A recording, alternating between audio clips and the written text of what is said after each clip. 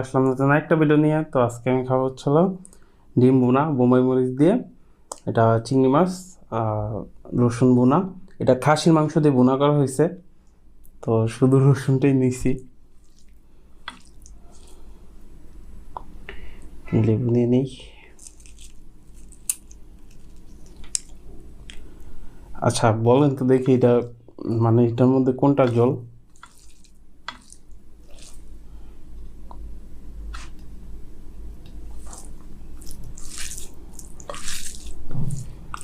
বিসমিল্লাহ।